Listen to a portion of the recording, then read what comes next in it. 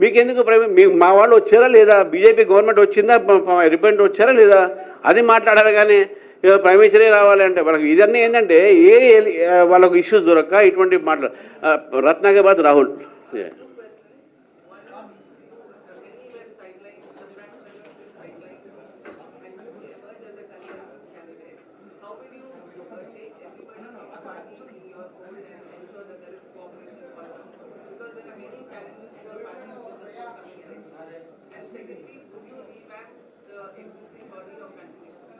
No one is sidelined, everyone is by my side.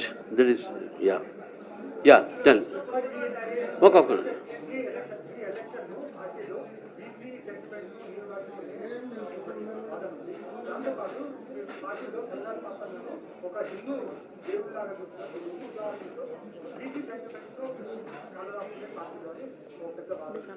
నేనేం చెప్తున్నా అంటే ఒక్క పోస్ట్ ఇచ్చింది ఎవరికో ఒక కులానికి ఇచ్చిండొచ్చు, ఒక సామాజిక వర్గానికి ఇచ్చిండొచ్చు. ఇంకా 100 పోస్టులు ఉన్నాయి. ఎమ్మెల్యేలు ఇచ్చినాం, ఎంపీలు ఇచ్చినాం, ఎంపీటీసీలు ఇస్తాం, జెడ్పీటీసీలు ఇస్తాం. ఒక్క పోస్టు వీళ్ళకి వస్తే ఈ మాటలు కాంగ్రెస్ పార్టీని అన్నాడు పొన్నం ప్రభాకర్, ఆయనకి ఇచ్చారు. సరేనా బాబు, నేను కూడా రిజైన్ చేస్తా, మీరు రేవంత్ రెడ్డి గారు రిజైన్ చేయమని చెప్పి బీసీ సీఎం చేయమని చెప్పండి. దమ్ముంటే ఈ మాటలు మాట్లాడొద్దు. కులాలు మతాలు ఇవన్నీ అతీతంగా రాజకీయాలు మనం చేయాలి. కులాలలో ఉన్నటువంటి ఒక బలహీన వర్గాన్ని పైకి తీసుకురావాలి. వాళ్ళకి సంబంధించినటువంటి మీరు పథకాలు తీసుకురాని మేము సపోర్ట్ చేస్తాం. వాళ్ళకి సంబంధించినటువంటి ఒక మీరు ఏదైతే అప్లిప్మెంట్ చేయాలి మనం don't mislead the backward classes. We are for the backward. మా ప్రధానమంత్రియే బ్యాక్వర్డ్ క్లాసు. మా ప్రధానమంత్రి క్యాబినెట్లో 29 మంది బ్యాక్వర్డ్ క్లాసెస్. మా ముఖ్యమంత్రిలో సగం మంది బ్యాక్వర్డ్ క్లాసెస్. మా ఓబీసీ మా vote bank. OBC are with us. ఒక్క వ్యక్తి వేరే సామాజిక వర్గం నుంచి వస్తే how can you say that ఇది ఎంటైర్ పార్టీ వాళ్ళు అంటున్న మాట నిజంగా అటువంటి మాట వాళ్ళకు ఉంటే let them ask Revanth Reddy to resign and make some BCs CM. Okay, ఒక్కసారి మీరు రైట్ చేసిన రైట్ తిరుగుతా ఒక్కసారి.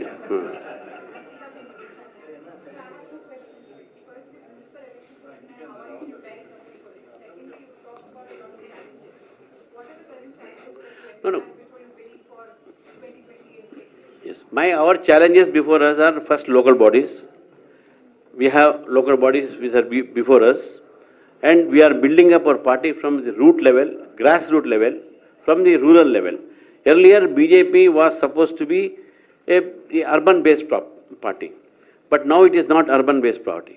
It has spread entire Telangana, entire rural base. We have won 8 MLAs. 7 in rural area. We have won 8 MPs. 6 and 7 are from rural areas and semi-urban areas. So therefore our base, we have won 2 MLCs, which are all basically all rural areas. So BJP is growing from day one in this state. Earlier we had only 1 MLA and 1 MLC. Today we have 8 MLAs and 3 MLCs. So this is the growth of the BJP. BJP's vote percentage increasing in every elections. So therefore that means people are looking towards us. So our challenge is that we have to translate this public support into votes. Our priority is basically to take up the public issues against this government, which is anti-people government. Secondly, to build the party from the grassroots level to win the maximum local body elections and also municipal elections in the urban bodies whenever they are announced.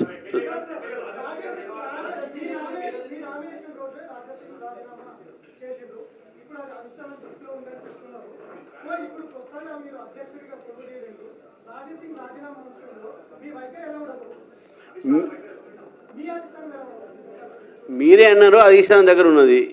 నేను అధిష్టానంతో అడిగి మీకు చెప్తా.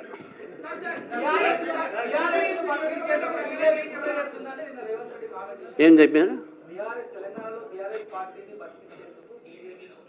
అంటే BRS చచ్చిపోయినట్టు కదా.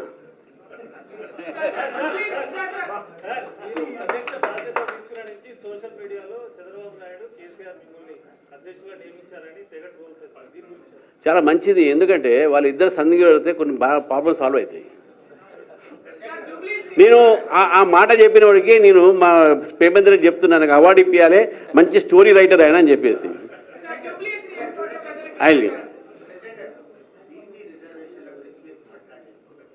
మాట్లాడేదా?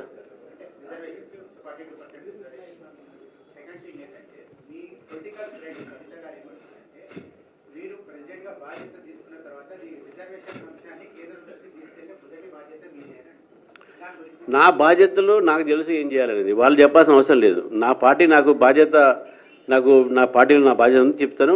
Reservation ఇష్యూలో నేను ఒక మాట చెప్పదలుచుకున్నాను. ఇది లీగల్ ఎంబార్గో ఇన్ దిస్. గతంలో కూడా కేసీఆర్ గారు వాళ్ళు చెప్పినటువంటి మాట ఏంది, బీసీ రిజర్వేషన్లో ఇంత పర్సెంట్ మేము ఇస్తా ఉన్నాం అన్నారు. వాళ్ళు ఇవ్వలేకపోయారు. Because there is some legal issues. వాళ్ళు ఏంటంటే వాళ్ళు బిల్ పాస్ చేస్తారు, మా మీద వస్తున్నారు. Don't shift the responsibility. అదే మేమే చేయాలి. ఇప్పుడు తమిళనాడు కూడా చేసింది, ఎందుకంటే ఇది పెద్ద సబ్జెక్ట్ కాబట్టి, ఎందుకంటే లీగల్ ఇష్యూస్ ఉన్నాయి కాబట్టి.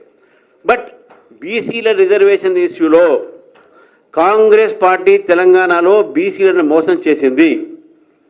వాళ్లకు 42% ఇచ్చే ఇష్టం లేదు, వాళ్ళకి ఇవ్వాల్సినటువంటి ఒక ఆలోచన లేదు.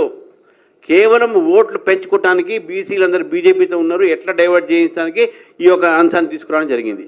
నిజంగా మీకు బీసీల మీద ప్రేమ ఉంటే, నిజంగా మీకు బీసీ సంబంధించినటువంటి రిజర్వేషన్ల మీద మీకు చిత్తశుద్ధి ఉంటే, మీరు ముందుగా లీగల్ ఎక్స్పర్ట్స్తో మాట్లాడి దాన్ని క్లారిఫై చేసి దాన్ని ఎట్లా పోతే బాగుంటుందని చెప్పేది ఉండే. కానీ మేము బీసీ బిల్ పెడితే మేము సపోర్ట్ చేసినాం కదా. BJP supported that BC bill 42%. Implementation is your duty, not our duty. You brought the bill, you implement it.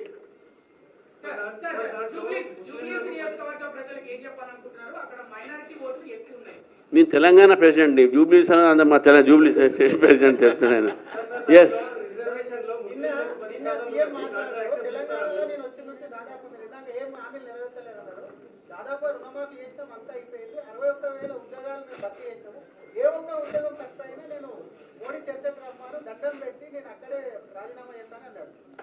చేయమని చెప్పాలి. ముందు చేయమని చర్చ నేను చెప్తున్నాను. నేను పోవాల్సిన అవసరం లేదు. అక్కడ ఉన్న స్టేజ్ మీద చాలామంది ఉన్నారు, వాళ్ళు ఆయన చూసుకుంటారు. కానీ ఇప్పుడు నేనేమంటున్నా అంటే 60,000 ఉద్యోగాలు ఉన్నారు అంటున్నారు కదా.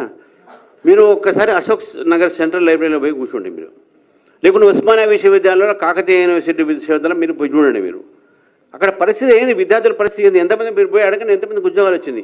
ఇక్కడ ఉన్న వాళ్ళందరూ కూడా ఏదో కుటుంబానికి 60,000 ఉద్యోగాలు రావాలి కదా. ఎంతమందికి వచ్చింది చెప్పండి. కానిస్టేబుల్ ఉద్యోగాలు ఇచ్చేసి అంటే కానిస్టేబుల్ ఉద్యోగాలు మంచిది కాదు ఉన్నది. కానీ చదువుకున్న పిల్లలందరూ కూడా గ్రూప్ 1, గ్రూప్ 2, గ్రూప్ 3 ఇవి అలా ఆలోచిస్తున్నారు. ఇంకా నోటిఫికేషన్ ఇవ్వలేదు, జాబ్ క్యాలెండర్ ఇస్తున్నారు రాగానే. ఇంకా జాబ్ క్యాలెండర్ ఇవ్వలేదు వాళ్ళు. ఎవ్రీ ఇయర్ 2 లక్షల ఉద్యోగాలు ఇస్తున్నారు. ఏమైనా 2 లక్షల ఉద్యోగాలు 2 సంవత్సరాలు అయిపోయిన తర్వాత 4 లక్షల ఉద్యోగాలు రావాలి కదా. తెలంగాణ వచ్చిన తర్వాత, బీఆర్ఎస్ వచ్చిన తర్వాత, బీఆర్ఎస్ ప్రభుత్వం బయటకు పోయిన తర్వాత ఆ రోజు ఉన్నటువంటి ఖాళీలు ఈ రాష్ట్రంలో 135,000. ఏమైనా 135,000 ఉద్యోగాలు. నేను ప్రభుత్వాన్ని అడుగుతున్నాను, మీరు 2 లక్షల ఉద్యోగాలు ప్రతి సంవత్సరం ఇస్తా అన్నారు కదా, ఎక్కడ పోయినాయి 2 లక్షల ఉద్యోగాలు?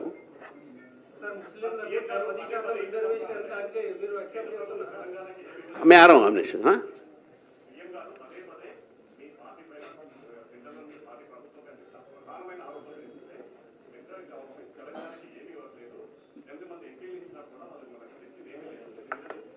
$12 లక్షల కోట్ల రూపాయలు ఇచ్చినాము. ఆ 12 లక్షల కోట్లతో పాటు జాతీయ రహదారులు ఇచ్చినాము, వందే భారత్లు ఇచ్చినాము, మన వరంగల్లో కోచ్ ఫ్యాక్టరీ ఇచ్చినాము, రామగుండంలో ఫర్టిలైజర్ ప్లాంట్ ఇచ్చినాము, ఎయిమ్స్ ఇచ్చినాము, ములుగు సెంట్రల్ యూనివర్సిటీ ఇచ్చినాము. రమ్మని చెప్పండి చర్చకు, దీని మీద చర్చకు రమ్మని చెప్పండి. నేను అదే అంటున్నాను, ఆల్ ఇండియా చీటింగ్ కమిటీ ఇది, చీటింగ్ కాంగ్రెస్ ఇది. అందుకని అబద్ధాలు ఆడుతున్నారు. ఇదే మాటలు మాట్లాడి ప్రజలు ఇంకా టీఆర్ఎస్ విశ్వాసం చేయట్లేదు. వాళ్ళకి ఏంటంటే నాచిన అవే ఆంగన్ తేడా. వాళ్ళు చేయలేకపోతే మా మీద దోసేస్తున్నారు. మీకు ఇచ్చిన పని మీరు చేయండి. ప్రజలు మీకు ఒక అధికారం ఇచ్చారు, ప్రజలకు మంచిగా చేయండి. మీరు అది చేయలేక ప్రతిసారి ఢిల్లీ పోతున్నారు కదా. ఢిల్లీ పోతున్నప్పుడు ఇన్నిసార్లు ఢిల్లీ పోయి వచ్చినారు కదా, ఏం లేకుండా వచ్చారు వీళ్ళు చేతికు. అన్నీ ఢిల్లీ పోయిన అన్నీ వచ్చినాయి వీళ్ళకు. నేను ఇంకోటి చెప్తున్నాను మీకు, భారతీయ జనతా పార్టీ ప్రభుత్వం వచ్చిన తర్వాత ఆ రోజు కాంగ్రెస్ పార్టీ కేవలం 32% మాత్రమే ట్యాక్స్ డెవల్యూషన్ ఇచ్చేది. కానీ బీజేపీ వచ్చిన తర్వాత నీతి ఆయోగ్ ద్వారా 42% ట్యాక్స్ డెవల్యూషన్తో పాటు 8% tax devolution for local self government. అంటే 50% రాష్ట్రాల నుంచి వచ్చినటువంటి పన్నులో 50% మళ్ళీ ఈ రాష్ట్ర ప్రభుత్వాలకు పోతా ఉన్నాయి. వీళ్ళకు లోకల్ బాడీ ఎలక్షన్స్, లోకల్ బాడీస్కి ఇచ్చినటువంటి నిధులు ఏం చేస్తున్నారండి? ఈ ప్రభుత్వం ఏం చేస్తుంది, గత ప్రభుత్వం ఏం చేసింది? సో మీరేం చేశారు, మీరేం చేశారు చెప్పండి, మేమేం చేసి మేము చెప్పుకుంటాం. కిషన్ రెడ్డి గారు మంత్రిగా దాని మీద బుక్ తీశాడు, చెప్పాడు 12 లక్షల కోట్ల రూపాయలు మేము ఇచ్చినాం ఈ యొక్క రాష్ట్రానికి, రహదారులు ఇచ్చినాం మేము. మీరు ఉన్నప్పుడు రహదారులు కూడా రాలే కదా 10 సంవత్సరాలు మన్మోహన్ సింగ్ గారి ప్రభుత్వంలో. ఉన్న రహదారులన్నీ కూడా మేము వచ్చిన తర్వాత వచ్చినాయి. ఒక రహదారి మాత్రం విజయవాడ హైదరాబాద్కు మధ్యన చాలా కాలం కట్టలే వాళ్ళు దాన్ని, ఏదంటే లీగల్ ప్రాబ్లం ఉంది. తర్వాత గొడవ చేస్తే బీజేపీ వాళ్ళు అప్పుడు దాన్ని క్లియర్ చేశారు. చెప్పండి నెక్స్ట్. అవినాష్ అవినాష్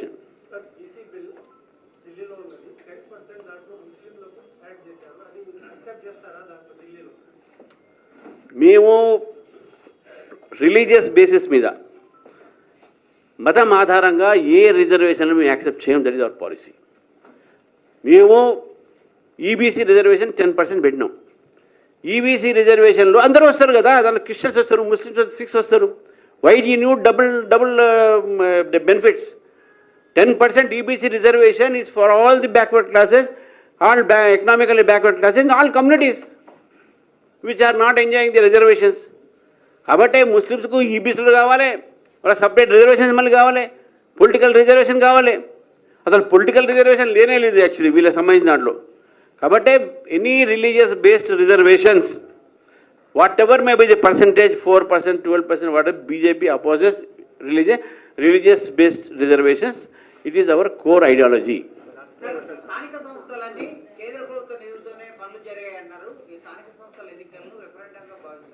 నీ రిఫరెండం ఇప్పుడు ఉన్నది మేము ఫస్ట్ టైం వాళ్ళు భావించిన వాళ్ళు చెప్పాలి అది. చలో right, thank you very much.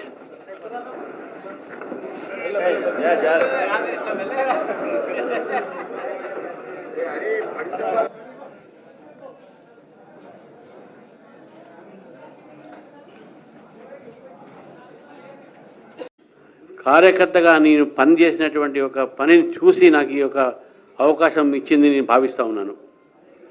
Bharatiya Janata party ఒక కార్యకర్తల పార్టీ. భారతీయ జనతా పార్టీ ఒక కార్యకర్తలు లక్షలాది మంది ఉన్నారు. ఈరోజు తెలంగాణలో 40 లక్షల సభ్యత్వంతో కార్యకర్తలు బూత్ స్థాయిలో నుంచి పనిచేస్తూ పార్టీ కోసం అహోరాత్రులు